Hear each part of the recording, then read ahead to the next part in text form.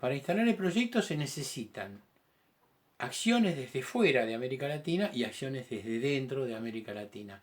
Desde fuera el imperio nos va a hacer una jugada interesante. A partir de organismos internacionales como la OEA, como el Fondo Monetario Internacional, como el Banco Mundial, ahora vamos a ver unos con la CEPAL, vamos a ver unos cuantos, se va a enviar a América Latina asesores que nos dicen cómo tiene que ser nuestra economía, cómo tiene que ser nuestra educación, cómo tiene que ser la salud.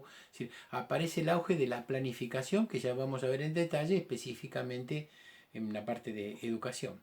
Y además, para completar sobre todo la dominación espiritual, nos mandan misiones evangélicas, pastores y dólares.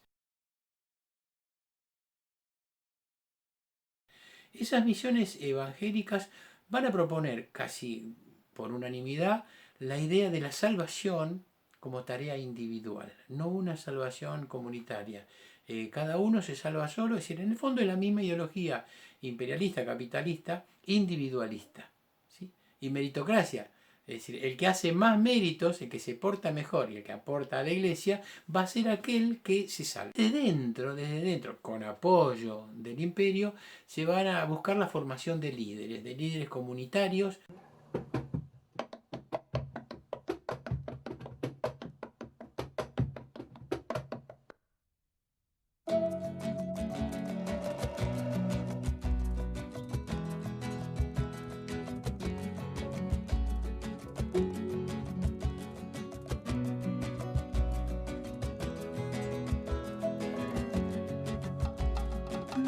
Você é assim, um sonho pra mim.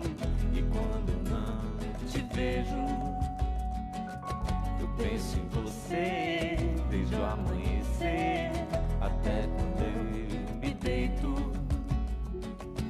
Eu gosto de você e gosto de ficar com você.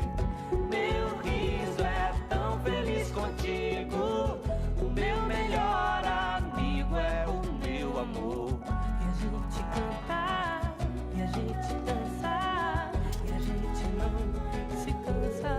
Desde cooperadoras escolares hasta fundaciones, hasta sociedades de fomento, hasta clubes de barrio. Es decir, ahí el imperio pone atención, porque estos son los líderes comunitarios, los que tienen que pensar como nosotros, los que digan naturalmente que a este país lo que le falta es ser como un país serio, donde el país serio es el imperio y eventualmente sus socios capitalistas de Europa. Esa ideología se instala y todavía está presente, es decir, cada vez que algo no sale en este país, y dice, bueno, ¿qué querés con este país? Si acá lo que nos falta es ser como los países C. Para esto necesitan intelectuales difusores de su prédica. En dos niveles, los niveles más bajos de los intelectuales van a trabajar, no se van a preocupar demasiado. ¿Cuáles serían los niveles más bajos de los intelectuales? Los docentes, que se dedican a reproducir la ideología desarrollista, y los comunicadores sociales. En esos dos auxiliares se van a centrar sus expectativas de difusión de esta ideología imperialista. Y por supuesto, dependiente. Pero desde dentro también, para consolidar esta ideología, se va a recurrir también a la represión. La represión desde los aparatos de cada Estado, es decir, desde la burocracia estatal, censura, persecución, seguimiento, es decir, hay un estudio de quién es el que entra y quién es el que no entra a la administración pública, pero también persecución de docentes, persecución de periodistas, persecución de cualquier tipo de pensador que no vaya en el mismo sentido. Si es necesario, en algunos países se va a ir implementando de a poco los principios de la doctrina de seguridad nacional. ¿En qué consiste centralmente la doctrina de seguridad nacional? Si porque uno dice que va a estar en contra de la seguridad nacional, no. Hasta ese momento la doctrina militar existente era la doctrina de defensa nacional. Pues se le da una hipótesis de conflicto y bueno, cómo reaccionaría el país para defenderse. Pero acá la doctrina de seguridad nacional invierte el orden de la prueba. Digamos que el principio del derecho romano que dice que todos somos inocentes hasta que se demuestre lo contrario, ellos van a decir que no. Todos somos culpables hasta que se demuestre lo contrario. Yo tengo que demostrar mi inocencia todo el tiempo y soy siempre sospechoso. Esta instalación, eh, seguida de persecución física, tortura, cárcel, desaparición, asesinato, como política propia, que se aprende en la Escuela de las Américas. ¿Sí? Nuestros militares lo van a aprender en la Escuela de las Américas. Y en Argentina, especialmente, también se va a contratar a militares franceses que fueron los que reprimieron también con una doctrina parecida en Argelia, antes de que Argelia se independizara, practicaron todo tipo de tortura y de infamia contra la población civil, no necesariamente militar. En sociedades donde la televisión todavía es casi una quimera, es algo difícil de imaginar, eh, las revistas tienen un auge más que interesante. En el caso de las que envían, hay una cantidad de desarrollos locales, especialmente en Argentina y en México. Pero en México se editan traducciones de historietas que los yanquis primero se establecieron para ello, pero después van a instaurar en América Latina. Los famosos superhéroes, Superman, Batman, Linterna Verde, la Mujer Maravilla, Super Niña, es decir, van a establecer una cantidad de superhéroes que van a decir, ya lo decían en la serie del Zorro, ¿no? Que la policía era estúpida, que siempre llegaba tarde como el sargento García, y que eso ameritaba que un buen ciudadano tome la justicia en sus manos. Si todo el aparato judicial no sirve, todas las policías no sirven, y entonces está legitimado que alguien se constituya en un parapolicial.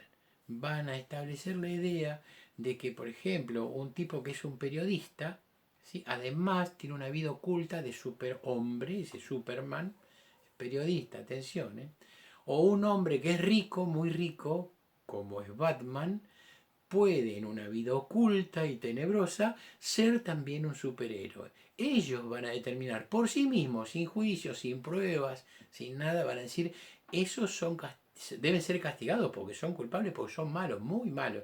Y nosotros somos muy buenos y estamos del lado de la justicia. No sabemos de qué justicia porque no tiene ningún aparato escrito legal de justicia porque ellos lo ningunean.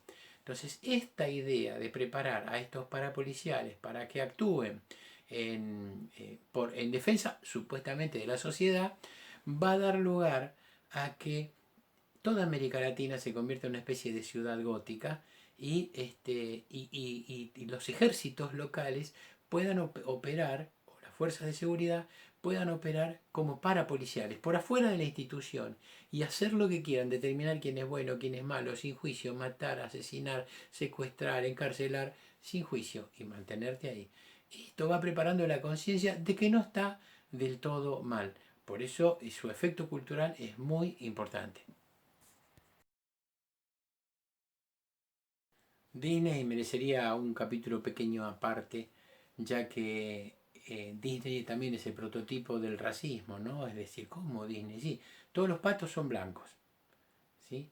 Y además no hay relaciones familiares más allá de segundo grado, es decir, tíos y sobrinos.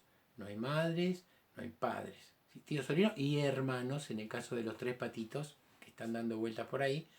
Y todos los demás que aparecen en las historietas de Disney van a ser inferiores, van a ser inferiores. Y además el tío rico es el que va a encarnar todos los valores capitalistas y además le agregan ahí el ser amarrete, es decir, el tipo que es tan ahorrativo que es avaro y no gasta.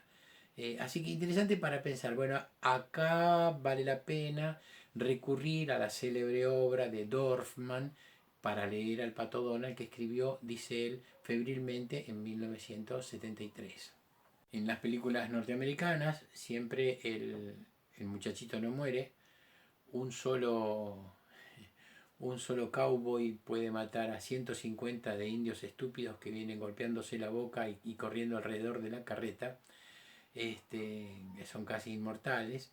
Y bueno, también ahí rige la ley de la selva, ¿no? Cada uno va armado eso sigue siendo así en Estados Unidos, tienen la ley del rifle, la asociación del rifle, pueden todavía comprar las armas que quieran. De hecho, con el tema de la pandemia, en vez de salir a comprar alimentos, había grandes colas de gente comprando armas.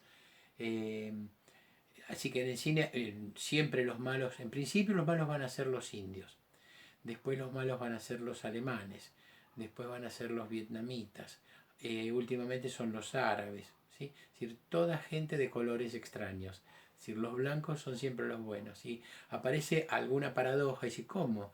¿Es linda pero mala? Porque lo justo, lo bello y lo bueno van de la mano. En cambio, cada tanto aparece algún tipo de contradicción de este lado. Pero en realidad un aparato de difusión de su ideología muy fuerte con racismo, con sexismo, si el patriarcado está presente fuertemente ahí, y con un desprecio por todo lo que no sea norteamericano, va a estar de la mano de Hollywood. Vamos a entrar ahora a la cuestión de la planificación. Se dice que en América Latina lo que hacemos es improvisar permanentemente. Entonces es necesario que se establezca la planificación estratégica. Esa planificación tiene que atravesar todos los gobiernos, nacionales, provinciales, municipales, todos los gobiernos. Y además de todos los gobiernos, todas las áreas de todos los gobiernos. Entonces se necesita que las secretarías y cada ministerio tenga a su vez un área de planificación. Para eso nos van a mandar sus asesores, acuérdense. Si va a estar permanentemente los asesores norteamericanos asesorando por dónde tenemos que ir. ¿Y en qué consiste la planificación? Miren, los docentes la terminamos aprendiendo de memoria, es decir, la definición de objetivos, es decir, hacia dónde vamos, o metas, es decir, la meta es el objetivo más el tiempo, es decir, en cuánto tiempo yo tengo que lograr esto. Es decir, una meta sería que los chicos de 6 años, al terminar su primer año de escolarización, sepan leer y escribir. Esa sería una meta. El objetivo, que es más ambiguo, podría ser que los chicos aprendan a leer y escribir y no fijar, de primaria, el objetivo de primaria, y no fijar fecha. Entonces, bueno, alguna vez lo harán. Bueno, objetivos, contenidos. ¿Cuál es el contenido específico de esta planificación en salud, en obras públicas, en lo que fuera, en transporte o en educación? Objetivos, contenidos. ¿Qué actividades? ¿Cómo se va a hacer? ¿Cuál es la forma de llevar a la práctica esto que me estoy proponiendo? ¿Con qué recursos? Esto es importante porque esto sí ayuda a la planificación. Es decir, ¿con qué recursos económicos o con qué recursos materiales o con qué recursos humanos cuento para poder hacer lo que estoy diciendo que quiero hacer? Establecer un cronograma. El tiempo es central. Es decir, si hacer una planificación en serio no es decir, bueno, vamos a hacer un puente. Vamos a hacer un puente con estos materiales, con estos técnicos, con esta mano de obra, con estos recursos. ¿Sí? Y entonces ahí lo necesitamos. Después tiene que ser evaluado eso. Después tiene que ser evaluado. Y de ser posible establecer la bibliografía en la que nos basamos para hacer eso. ¿Qué quiere decir que tiene que ser evaluado? Que cuando yo me fijo el objetivo, no puede ser ambiguo. Tiene que ser un objetivo concreto y observable para decir, sí, esto que decíamos que íbamos a hacer, acá está. Esto que les decía yo, que el chico sepa leer y escribir, termina el año y entonces chequeo si sabe leer y escribir. Si no se cumplió, entonces hay que hacerlo de nuevo o el tipo tiene que empezar de vuelta, el chico tendría que empezar de vuelta. ¿Sí? O despedir a la maestra porque la que no lo cumplió es ella. En general siempre la pagan los chicos. Esta sería en síntesis la idea de la planificación.